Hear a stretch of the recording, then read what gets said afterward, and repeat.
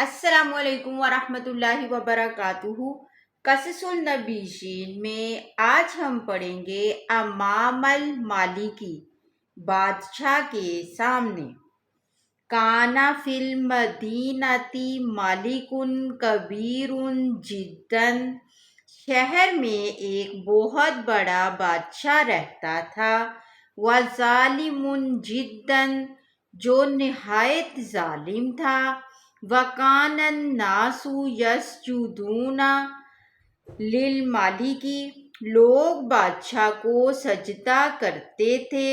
وَسَمِعَ الْمَلِكُ أَنَّ إِبْرَاهِيمَ يَسْجُدُ لِلَّهِ وَلَا يَسْجُدُ لِأَحَدٍ، بادشاہ نے جب سنا کہ ابراہیم علیہ السلام اللہ ہی کو سجدہ کرتے ہیں اور کسی کو سجدہ نہیں کرتے، فَغَضِبَ الْمَلِكُ، بادشاہ سخت ناراض ہوا۔ وَطَلَبَ إِبْرَاهِيمَ، اور ابراہیم علیہ السلام کو اس نے بلایا۔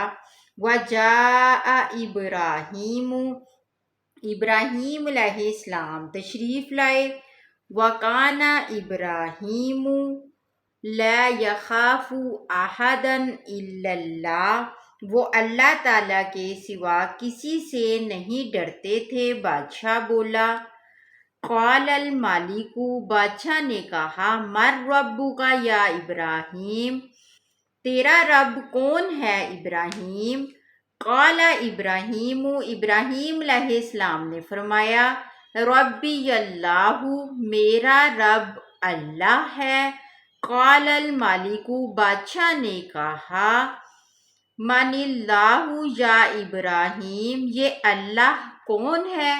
قال ابراہیم، ابراہیم علیہ السلام نے فرمایا، الذی یحیی و یمیت، وہی جو زندہ کرتا ہے اور مارتا ہے۔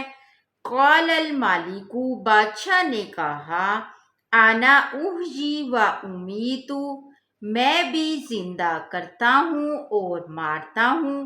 ودعا الملک رجلا وقتلہ ودعا رجلا آخر وترکہ، پھر بادشاہ نے ایک شخص کو بلایا اور اس کو قتل کر دیا، اور ایک دوسرے شخص کو بلایا اور اس کو چھوڑ دیا۔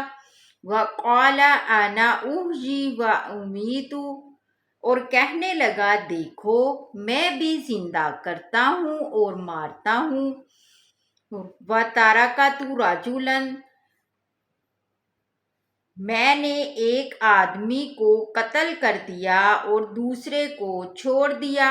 وَكَانَ الْمَلِكُ بَلِيدًا جِدًّا، وہ بادشاہ بہت کند ذہن تھا۔